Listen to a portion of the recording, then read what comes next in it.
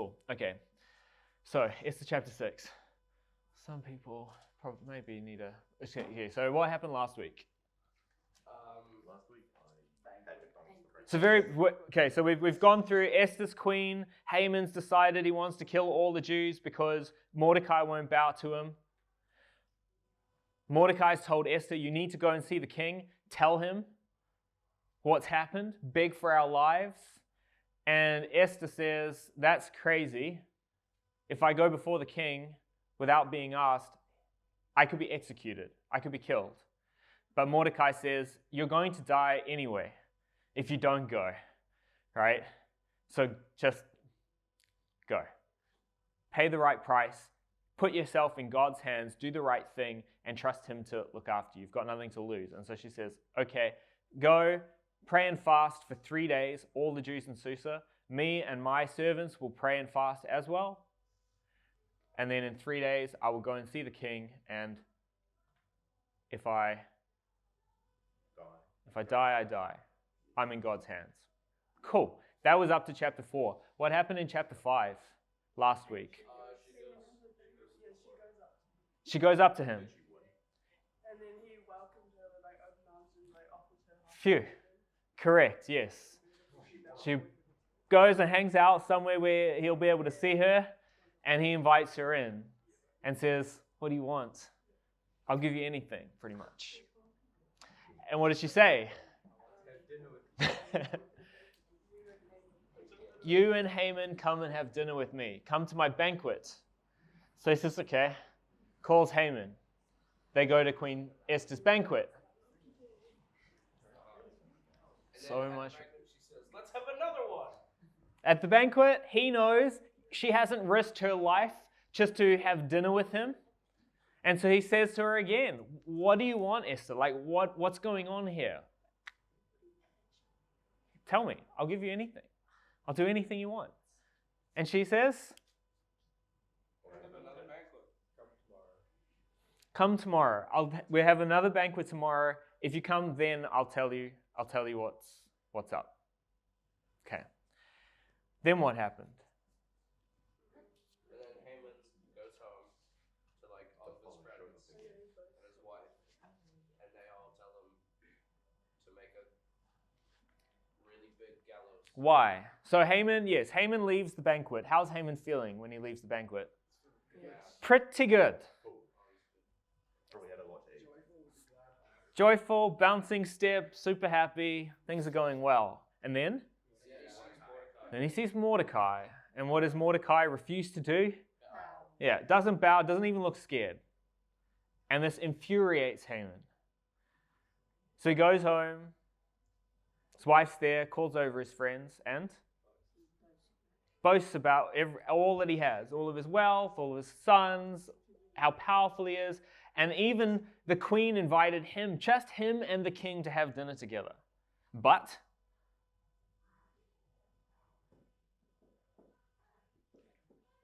what did he say? All of this fails to satisfy me.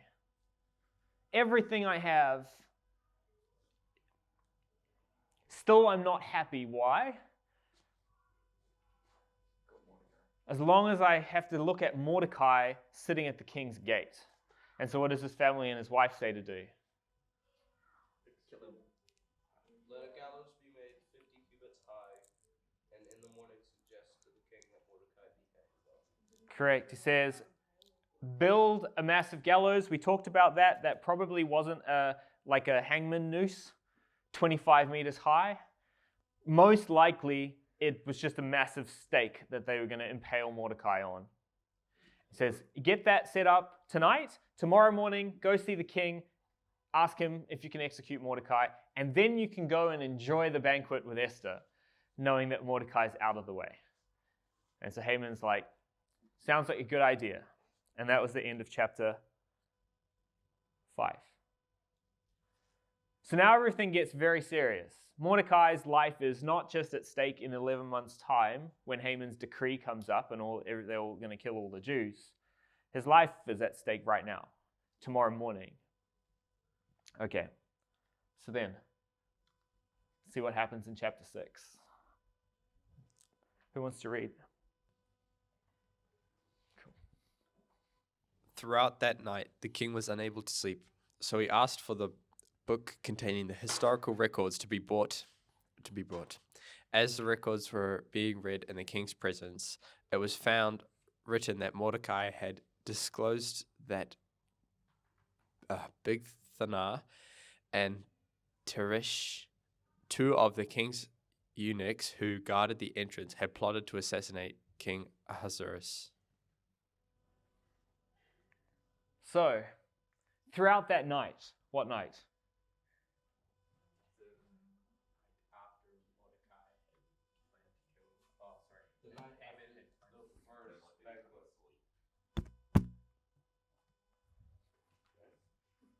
Yeah, the night that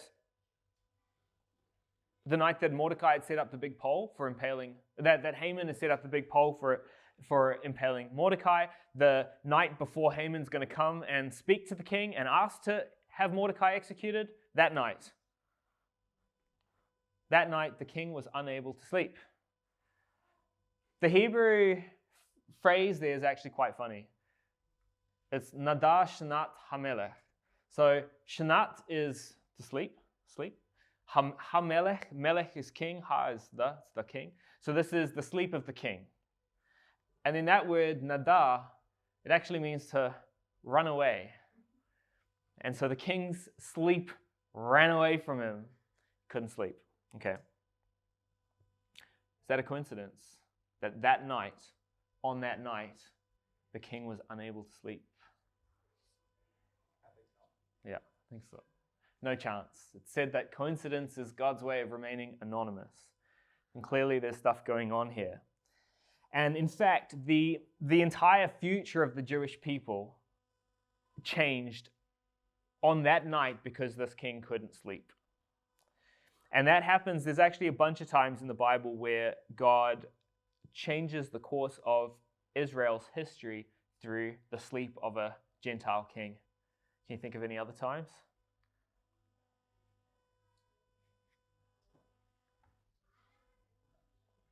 Oh wait, when was it the Pharaoh had the dream, and then asked Joseph, yep, correct. Pharaoh has dreams, terrify him during the night. Nobody can interpret them. Calls for Joseph, and Joseph does, and that's how Israel ends up in Egypt. Another person? It's also dreams. Solomon with the wise in his dream, he gets to wish. What? Solomon, right? Doesn't he sleep and then he gets a wish to become wise? I don't remember. There was also, yeah, who? Nebuchadnezzar, yeah, that was another big moment like that. Similar situation. And in both cases, you have a Gentile king who can't sleep or is affected during their night, and the result is a Jewish man gets elevated to prominence. And so anyway, it's kind of cool. So here, king can't sleep, and so what does he do when he can't sleep? Yeah.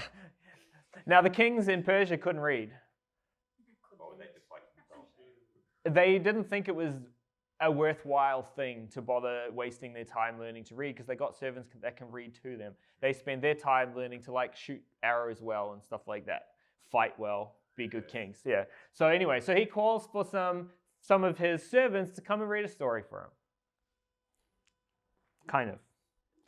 Actually, he asked them to read the historical records. Basically, do you guys know the books of Chronicles in the Bible, 1st and 2nd Chronicles? It's kind of like Chronicles, but the Persian edition, which is quite a good choice because I don't know if you've read any of the books, Chronicles, 1st, 2nd Chronicles. Is it pretty good at putting people to sleep? Kind of. They're very important books, very historically useful, but they're not always the most exciting to read. So this is an example. Jehoshaphat reigned over Judah. He was 35 years old when he became king, and he reigned for 25 years in Jerusalem. His mother was Azubah, the daughter of Shilhi. Later, King Jehoshaphat of Judah made an alliance with King Ahaziah of Israel, who did evil. They agreed to make large seagoing merchant ships. They built the ships in Ezion-Geber. Eleazar, son of Dodavahu from Marashah, prophesied against Jehoshaphat, because you made an alliance with Ahaziah, the Lord will shatter what you made. The ships were wrecked and unable to go to sea. Jehoshaphat passed away and was buried with his ancestors in the city of David. His son Jehoram replaced him as king. It's just recording history, right? It's recording what happened during these people's reigns. Now, this is the Chronicles, 1st and 2nd Chronicles, the chronicles of the kings of Israel and Judah. But other ancient civilizations had similar records, and that included the Persians. Herodotus, again, Greek historian writing about 50 years after Xerxes, he writes that whenever Xerxes, as he sat beneath the mountain, so this is, if you remember, he goes to battle Xerxes against the Greeks, and they end up with a naval battle at a place called Salamis, and they get hammered. The Greeks just wipe them out pretty much. But this is that battle. Xerxes is apparently up on a mountain watching the battle unfold. And Herodotus says that whenever he saw one of his own men achieve some feat in the battle, he inquired who did it, and his scribes wrote down the captain's name and his father and his city of residence. So it's just keeping a record of what's going on in this battle, who they need to reward later or promote or whatever, right? And this is a guy called Diodorus of Sicily. So he was about 400 years later, but he's quoting a guy called Ctesias, who was a Greek historian during the reign of Xerxes' great-grandson, Artaxerxes II. And Diodorus says that Ctesias says that from the royal records in which the Persians, in accordance with a certain law of theirs, kept an account of their ancient affairs, he carefully investigated the facts about each king, and when he had composed a history, he published it to the Greeks. And so, again, this Ctesias, we don't actually have any. He basically wrote a history of Persia. He was a Greek, but he wrote a history of Persia. We don't have any copies of that left, but there are a whole bunch of other writers who quote from his history. That's how we know it existed. And he said that the way that he created that history of Persia was by going through the Persians' chronicles, these historical records, the records of the king, which is what Xerxes is reading from. Now, unfortunately, there are very few of the Persian chronicles that have survived to today. But there are some, they're likely to have been quite similar to the Babylonian Chronicles from the Babylonian kingdom before the Persians, and a lot of those have survived. One of them is the Jerusalem Chronicle. It's this ancient tablet that they have in the British Museum. Yeah, well, at least it's somewhere. And on the back of this, on the reverse side, it records this. It says, in the 7th year, the month of Kislevu, the king of Akkad, and Akkadia was the ancient name for Babylon. So this is actually Nebuchadnezzar that it's talking about. A couple lines earlier, it actually names him as Nebuchadnezzar. It says, in the 7th year, the month of Kislevu, the king of Akkad, Nebuchadnezzar, mustered his troops, marched to the Hatti land, which is a region in the Middle East that they used to call Hatti land, and besieged the city of Judah, that's Jerusalem. And on the 2nd day of the month of Adaru, he seized the city and captured the king. He appointed there a king of his own choice, received its heavy tribute, and sent to Babylon. This battle, where Nebuchadnezzar lays siege to Jerusalem, captures the king, appoints a new king, is actually recorded in one of the Bible's chronicle books, 2 Kings, where it says, at that time, the generals of King Nebuchadnezzar of Babylon marched to Jerusalem and besieged the city. King Nebuchadnezzar of Babylon came to the city while his generals were besieging it. King Jehoiakim of Judah, along with his mother, his servants, his officials, and his eunuchs, surrendered to the king of Babylon. The king of Babylon, in the 8th year of his reign, took Jehoiakim prisoner, and the king of Babylon made Mattaniah, Jehoiakim's uncle, king in Jehoiakim's place, and he renamed him Zedekiah. Which is quite cool. So you have this event recorded in the Bible, and you have the same event recorded on these like ancient Babylonian Chronicles. It's kind of cool. But anyway, like I said, unfortunately we don't have any of those.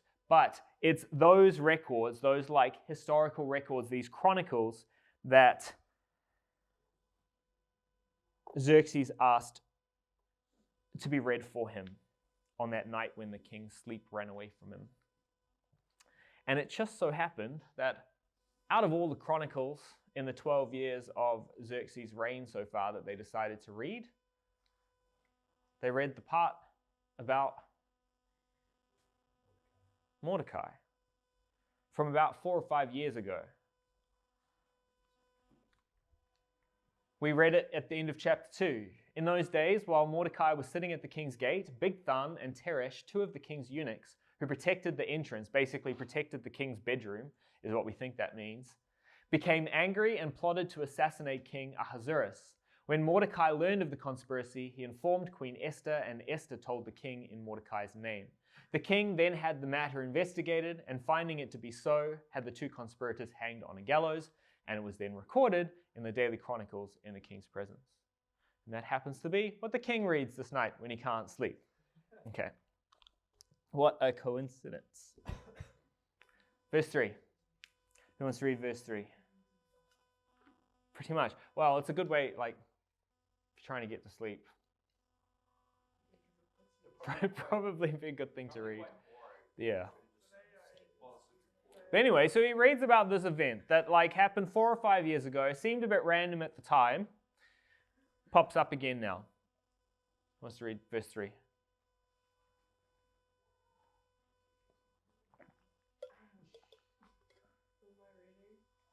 Just verse 3. Then the king said, "What honor or dignity has been bestowed on Mordecai for this?" And the king's servants who attended him said, "Nothing has been done for him."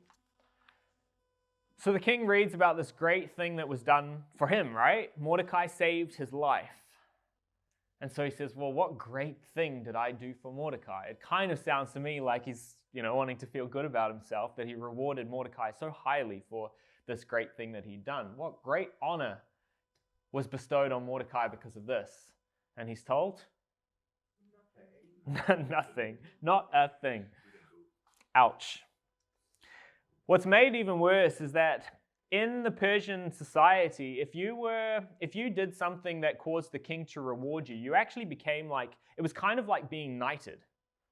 You became a special class of citizen in the empire. You were one of the royal benefactors. Herodotus again says the king's benefactors, they actually had a name. They were the, whatever that is, Orasange, something. In the Persian language. They had a distinct name, these people who the king had rewarded. And so Mordecai should have been an Orasange. He should have had special privileges in the kingdom. But 5 years has passed and nothing's been done for him.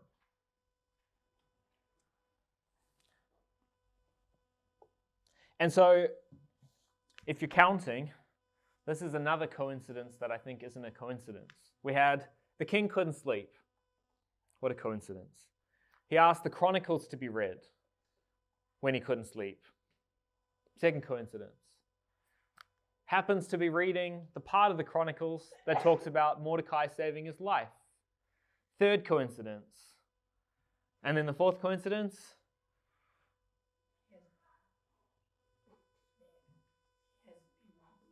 What? Yeah, exactly. Mordecai wasn't rewarded for saving the king's life. And so in a sense, he owes Mordecai a debt, right? That's a pretty good time for Mordecai to cash that one in. Now, we said this at the time, but if you save the king's life, and nobody took any notice, how are you going to be feeling, do you think? Yeah? Pretty disappointed? Bit resentful maybe? He's not even grateful what I did for him? And it's probably even worse when you see other people like Haman around you getting rewarded for, who knows what, less. And that's probably not something that's completely like unfamiliar to you guys. You'll probably all be in situations where you do the right thing, you do something good, and nobody seems to care. Maybe you always do the right thing, you always try to be good, and nobody cares. And then there are other people, maybe like your brothers, who are always doing the wrong thing, and they do some little thing the right way, and everybody makes a big deal out of it, but nobody cares that I'm always doing the right thing.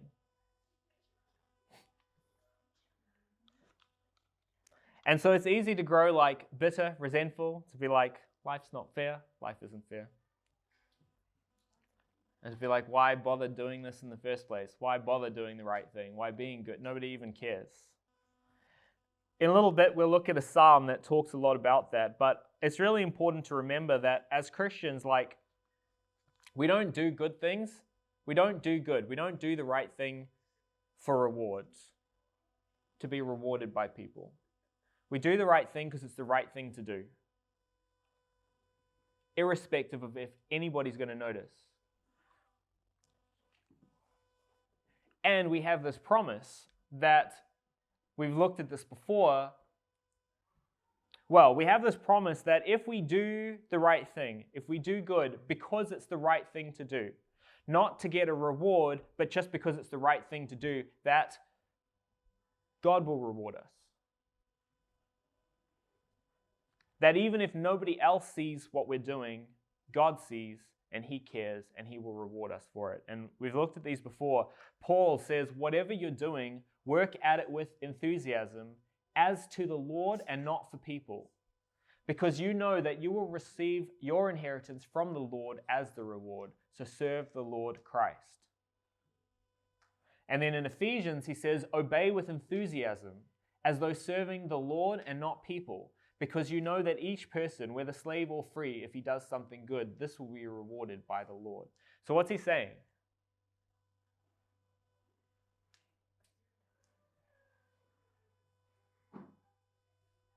What attitude are we supposed to have? How are we supposed to think about the things that we do? Think of them as serving the Lord and not people. Yeah, exactly. The idea is that, like, in your mind, whatever it is you're doing, you imagine that you're doing it for Jesus. Not for your mom, or for your teacher, or for your friend. You're doing it for Jesus. And what that means is that the person that is responsible for rewarding you, for caring what you did, it's not your mom, your teacher, your friend. It's Jesus. Yeah?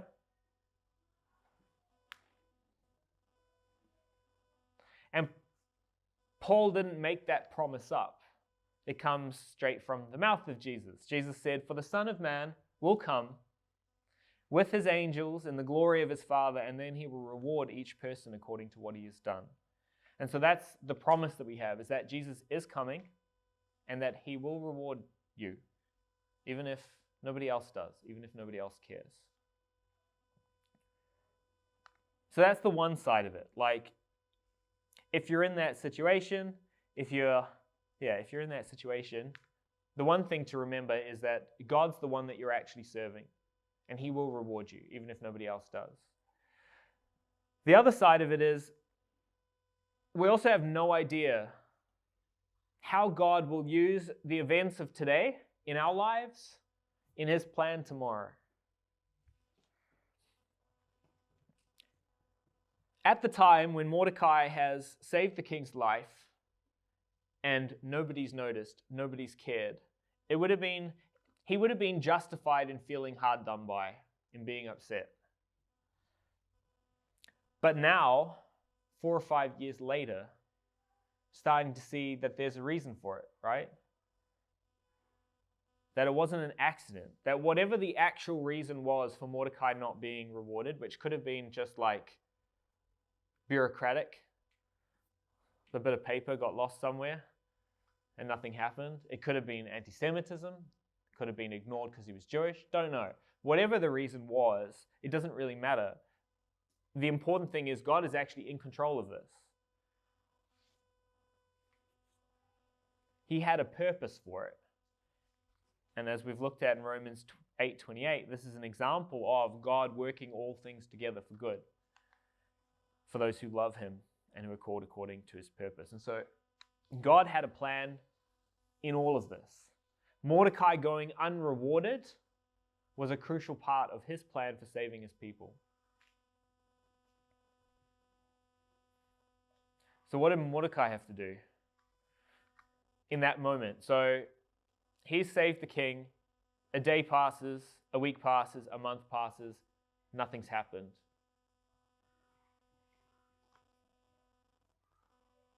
What does Mordecai have? What should Mordecai be doing? Telling himself. Do you reckon? When his brain's kind of going, this is so unfair.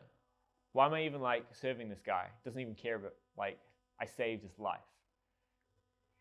He's elevating people like Haman, who's a monster.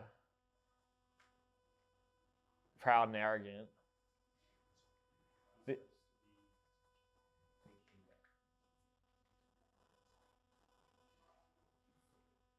supposed to understand that God will use it later.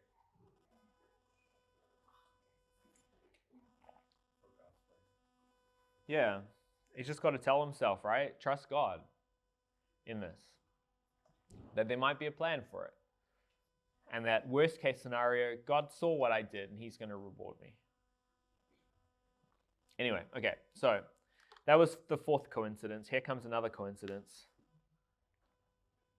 Who wants to read?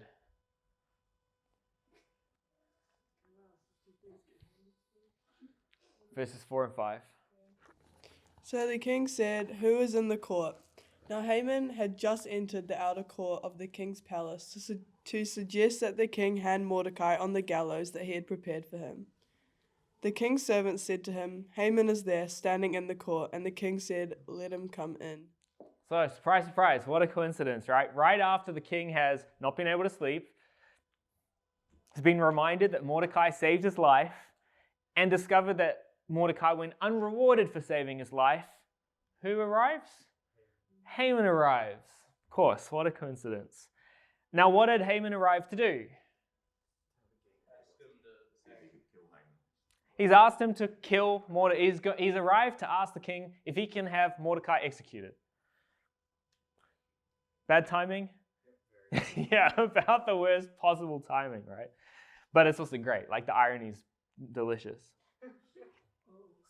Now, notice how eager he is, right? This is probably still pretty early in the morning. The king is you get the impression it's still very early in the morning. And so Haman could not wait to get this done. The book of Proverbs has a whole lot of warnings against being hasty. What is hasty? Rushing, yeah. It's dangerous to have zeal without knowledge. And the one who acts hastily makes poor choices. What's zeal? Yeah, it's kind of drive. It's passion, energy, I just want to get this done, right? I want to do all of these things. And yeah. But you actually don't know what you're doing, so you just make a mess. So zeal without knowledge is dangerous. And the one who acts hastily, who rushes, makes bad decisions. Proverbs 21 says, "The plans of the diligent lead only to plenty." What's diligent?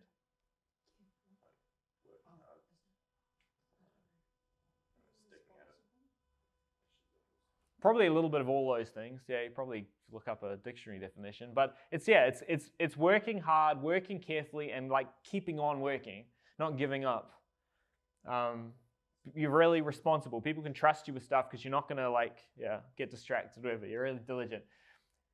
You work hard leads only to plenty, but everyone who is hasty comes only to poverty. And then in Proverbs 29, it says, you've seen someone who is hasty in his words, who speaks quickly without thinking about what he's saying. And he says, there's more hope for a fool than for him. Because, talking. Anyway, so there's a lot of warnings in the book of Proverbs about being hasty. And I've certainly found this in my own life. You guys know the phrase, sleep on it? Super useful. It's very, very true. I've learned to do that with time. If you're typing an angry, emotional message late at night, do not hit send. Sleep on it. Wait until the morning. See if you still feel like saying that. Because there's a whole lot of times when I've woken up in the morning and felt incredibly stupid. Why did I think that was a good thing to say, right? A good idea. And so I've learned to in those moments go, nah, just hold on. See if you still feel this way in the morning. The other situations is like where I really want to buy something. And I'm convinced, I desperately, desperately want this thing. And my instinct is just to impulse, just click buy now. But again, particularly if it's expensive, I've learned to wait a week or two and just see if I still want this thing in a week or two. And very often, I don't actually. As convinced as I was at the time that this is something I needed and that would change my life, a week later, I'm like, don't actually need that. And I'm really glad that I didn't waste a whole lot of money on it. So anyway, there's a lot of value in sleeping on it and not acting hastily.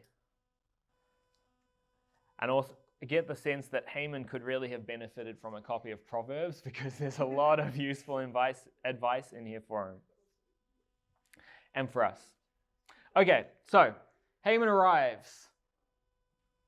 King says, good timing. Bring him in. So, verse 6.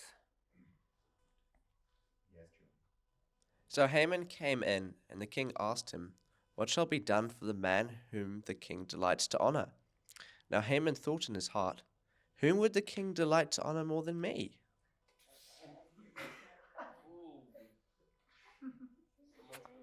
Oh my.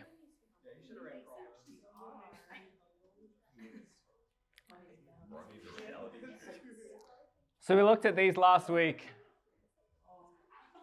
Proverbs 11, when pride comes, then comes disgrace.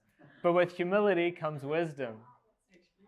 Proverbs 16, pride goes before destruction and an arrogant spirit before a fall.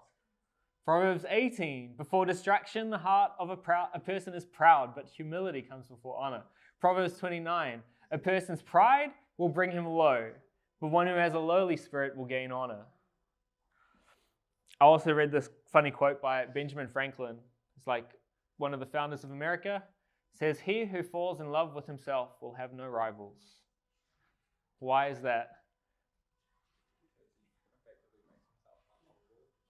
Yeah. Pretty much nobody wants to love somebody who loves themselves. Yeah. Anyway, so Haman is clearly completely obsessed with himself. And when the king says, what should I do for somebody that I want to honor? Haman thinks, he must be talking about me, right? Who else would he be thinking about?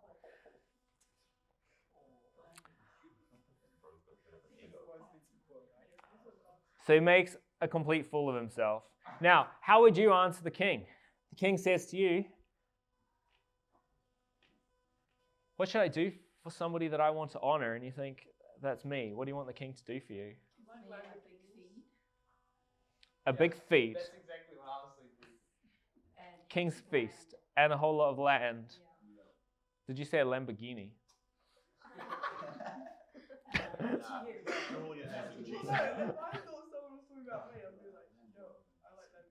Okay, a nice car. Anything else? Helicopter. This is 500 BC, but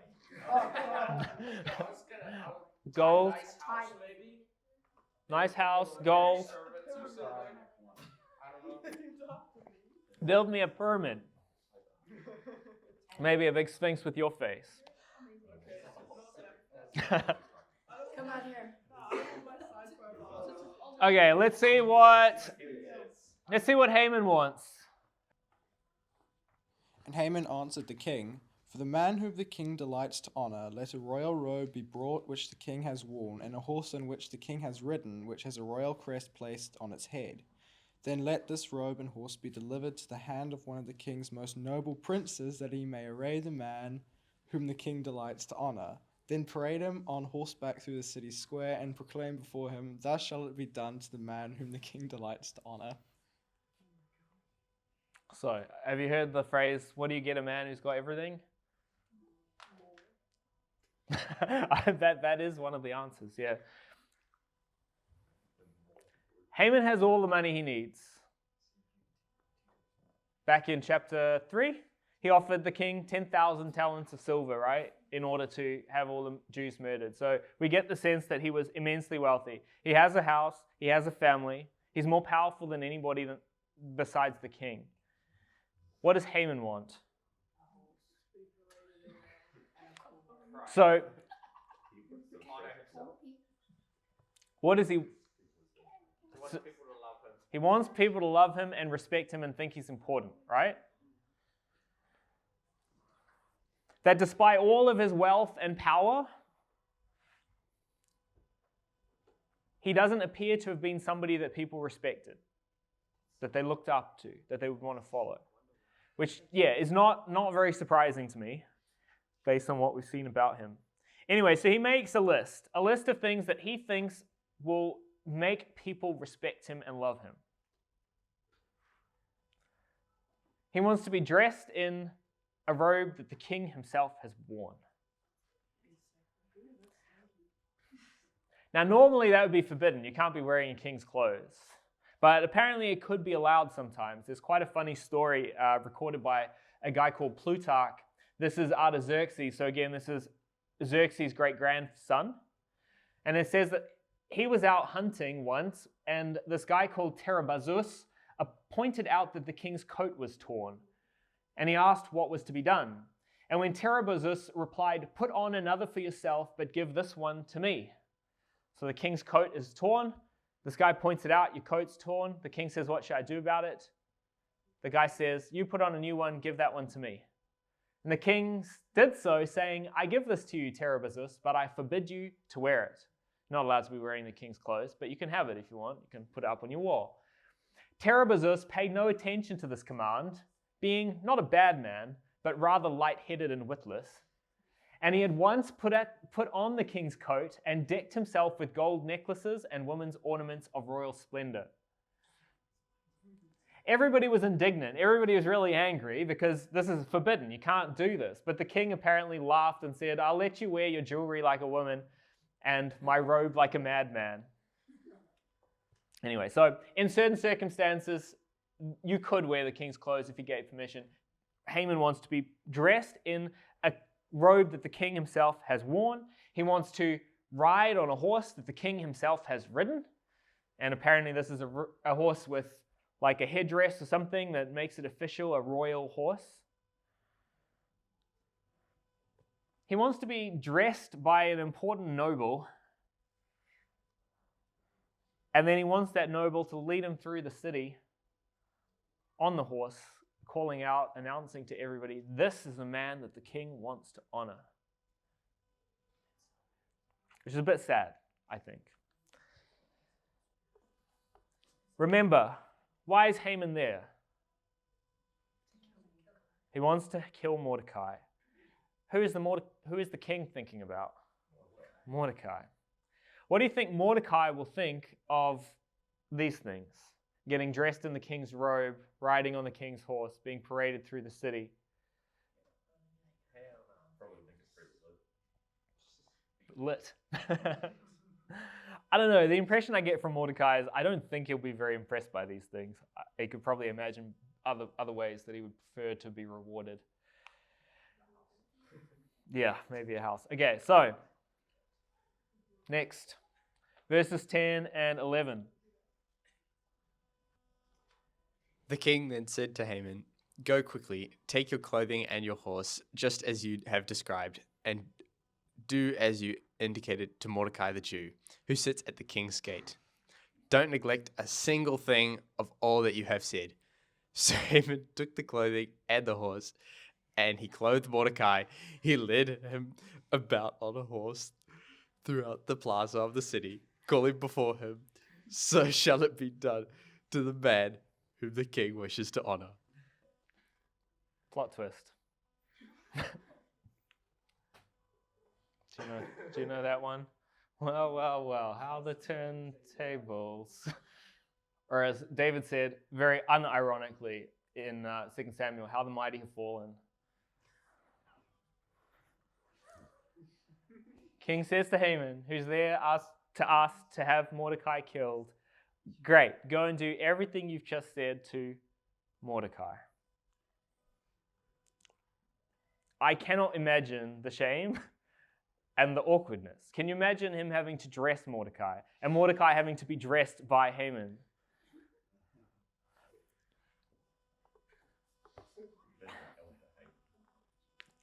I also wonder what people in the city thought, seeing Haman, who they knew had organized to have all the Jews murdered because of Mordecai, and now he's walking Mordecai through the street saying, "This is a man the king wants to honor." What his face looked like. Yeah. Yeah. There's a little bit more irony in here. The king says, "Do this for Mordecai the Jew."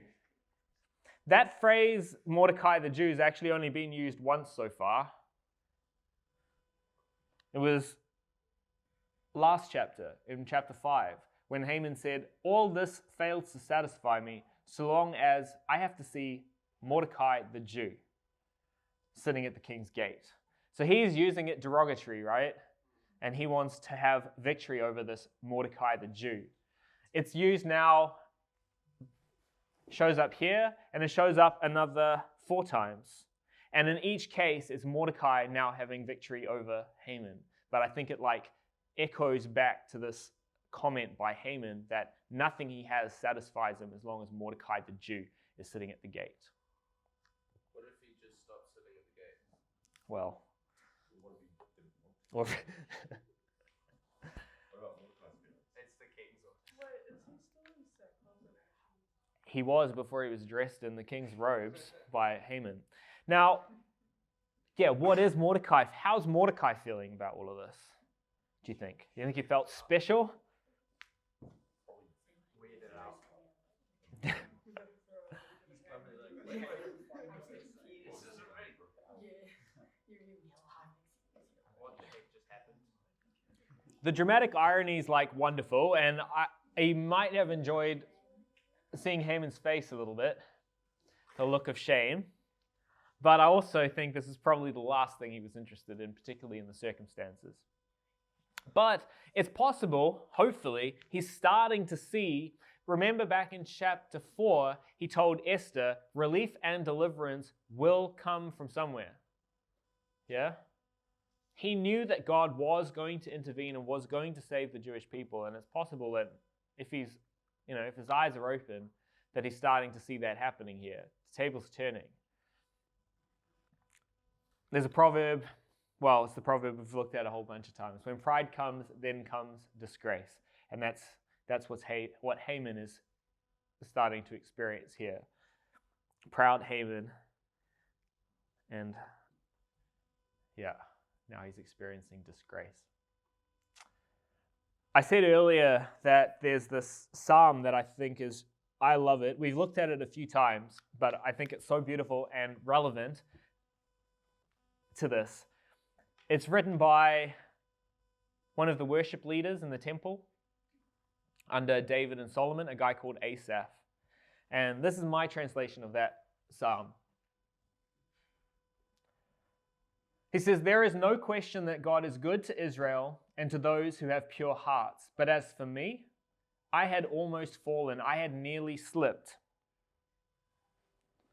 Because when I saw the success wicked people have, I became jealous of arrogant people. There's no struggle in their death. They stay strong. They aren't plagued with difficulties like other people. And so they wear pride like a chain around their neck and violence like clothes. Their eyes bulge with fat. They have more than their hearts can desire. They speak mockingly and wickedly, arrogantly threatening violence. They speak with their mouths up in heaven, their tongues walking across the earth.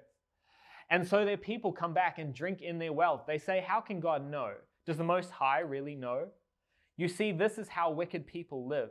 They're totally relaxed and get even richer. Surely I've cleaned my heart and washed my hands for nothing. I've been plagued every day and punished every morning. But if I'd said so, I would have betrayed your generation of children. When I tried to understand all of this, it was too painful for me. That could absolutely have been Mordecai 2 chapters ago, 3 chapters ago, right? When he's done the right thing, he's kept his heart pure, he's washed his hands, he's done the right thing, and what's he get for it? Persecution, yeah. Death. Meanwhile, this proud, arrogant man, Haman, is elevated to the highest position in the kingdom. You know, what's this all for? Why am I wasting my time? He could have become jealous of Haman.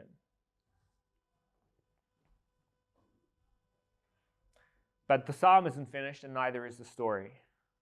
Asaph carries on. He says, all of that was how I was feeling. But then I entered God's holy place. He came into the temple. And then I understood their future. You've put them in slippery places. You will throw them down and they'll be destroyed suddenly. Just like when someone wakes up from a dream, you will hate what they've done when you rise up, Lord. My heart was bitter and my stomach in pain. I was so stupid and ignorant. I was like an animal in front of you. Nevertheless, I am always with you. You've been holding my right hand. You will guide me with your advice, and afterwards you're going to take me to glory. Who have I got in heaven? And there is no one on earth that I want besides you. My body and heart breaks, but God provides strength to my heart, and he will be my most valuable treasure forever. Those who are far away from you will die. You've destroyed everyone who isn't faithful to you, but it's good for me to come close to God. I've made the sovereign Lord the place I go for protection, as I speak about everything you've done. Cool psalm. I love it so much. And what you see here is like so often we're judging. Mordecai is back there in chapter 2, and he's judging his situation then to Haman's situation then, and he's saying, this sucks, this isn't fair, right? You're judging a moment, you're judging you at this moment in time to somebody else in this moment of time.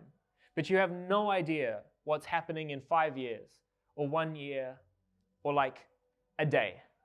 You know, everything can change in a moment. Less than 12 hours ago, everything's going Haman's way. And Mordecai is about to die, right? But God has put them in slippery places. Everything can change in a moment. And so we just have to be patient, right? We have to trust that God's in control. Keep our eyes on Jesus and enter into his presence. Because when you're in the presence of God, whether it's in worship, whether it's in his word, whether it's here on church, or whether it's sitting in your room at home, everything else, you gain perspective. The way that things look to you before changes when you're in the presence of God. And all those troubles and things that seem like such a big deal, when you look at it in the context of eternity and you understand that you've got a whole of eternity ahead of you, where God can like resolve all of these things, they look very different. The fact that the guy next to you got a free chocolate bar, right? Who cares? You've got God, and you've got him for eternity. Okay.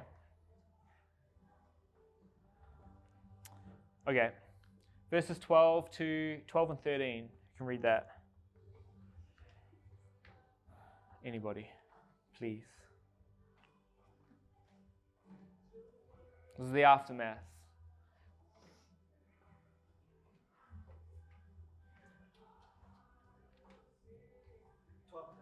12 and 13, yeah.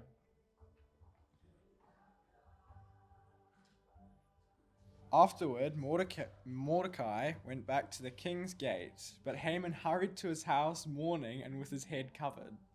When Haman told his wife Zeresh and all his friends everything that had happened to him, his wise men and his wife Zeresh said to him, "If Mordecai, before whom you have begun to fall, is of Jewish descent, you will not prevail against him, but will surely fall before him."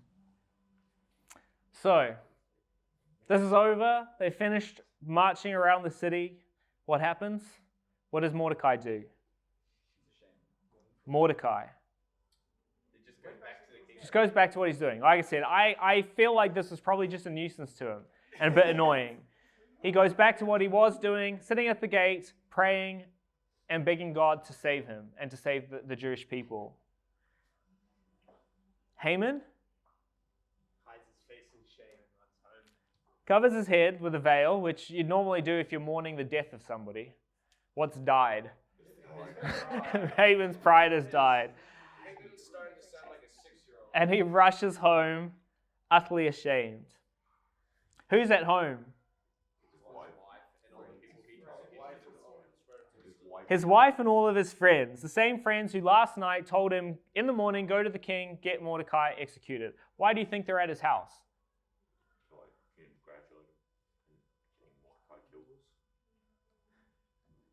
They were probably waiting to hear what the king said about And then? to kill Mordecai and then kill him. Yeah, I think they were probably there for the show. They were there to watch what happened to Mordecai. What they weren't, apparently, was out in the city, seeing what went on. And so Haman comes back and tells them everything.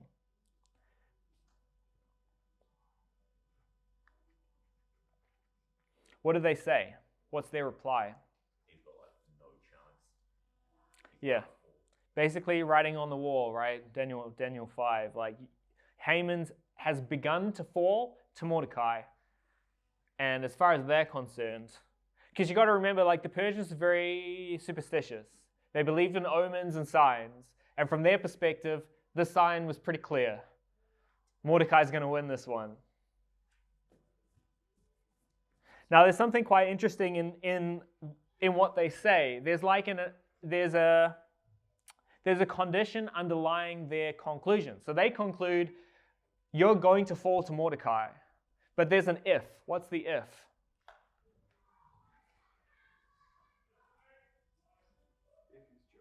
If he's Jewish. If this Mordecai, before you have begun to fall, is Jewish, you won't prevail against him. You're going to fall. What relevance does Mordecai's ethnicity have to his beating Haman? Yeah? I think sounds good. What did you say? God, yeah. This to me is another place where, like, you have God implied in the story, but he's missing, right? He's not actually there. If he's Jewish, who cares if he's Jewish? What difference does that make? Unless, of course, you've heard about the Jewish God, right? Which kind of reminds me, you guys did Rahab. Were you? Yeah, you did. Yeah, you did Rahab. So you'll know this passage. Sorry. Imagine not doing Samson. Who is Rahab? Who is Rahab? She was a prostitute. Where was she living? Wall of? China. No. Jericho. She was a Gentile. She was a Philistine living in the city of Jericho. When? When the bros came with their trumpets. You haven't got there. Okay. This is where Joshua and the Israelites are coming to conquer the land of Canaan, right? And they're coming to Jericho, this huge city with a massive wall that's completely impenetrable, right? And they get in there and they meet this lady called Rahab. And this is what Rahab says to her. I know the Lord is handing this land over to you. We're all terrified of you. All who live in the land are cringing before you. For we have heard how the Lord dried up the water of the Red Sea before you when you left Egypt, and how you annihilated the 2 Amorite kings, Sihon and Og, on the other side of the Jordan. When we heard the news, we lost our courage, and no one could even breathe for fear of you. For the Lord your God is God in heaven and on earth below. And the rest of the story, they save her, and she becomes? Okay, sorry. We'll leave that for when you teach on it. Cool. Okay, but yeah, so this I think is kind of the similar thing. Haman's friends probably have heard the stories too about this Jewish God. Maybe what he did in Egypt, right?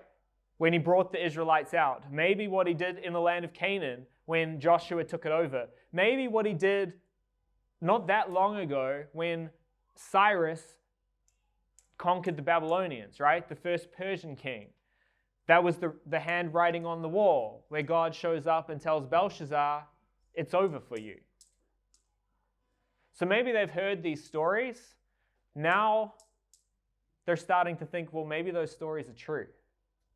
Maybe that God of the Jews is actually, the stories we've heard about him are true. And if that's the case, you're in trouble, right? You, in trying to get rid of Mordecai and the Jewish people, you've essentially stuck your finger in God's eye. And there's actually verses where God says that Israel are the apple of his eye, the pupil of his eye. And what happens if somebody tries to stick their finger at your pupil? It's very sensitive, right? Your eye closes. You can't, anyway. So don't go poking God's eye. Doesn't end well. Okay, we'll leave it there. Next week we'll talk about this, which is very interesting few words, these wise men. And then we'll go on to chapter 7.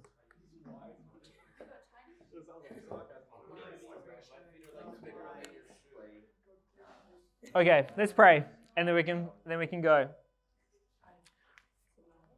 Lord God, I thank you so much for your word. I thank you that whatever's going on in our lives, Lord, we can trust that you're in control, that you do work all things together for good, and that even when everything seems to be going wrong or seems to be unfair, we have all of eternity for you to make things fair. That whatever we seem to have or don't have in this life is absolutely, as Paul says, incomparable. It's meaningless in contrast to the unbelievable privilege and joy it is to know you and to know that we are going to know you for all of eternity. I ask that you would help to give us that perspective in our lives, Lord. Help us to trust you, to be patient, and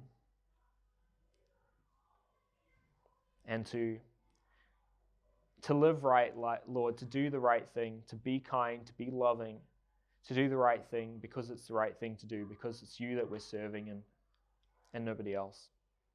In Jesus' name we pray. Amen.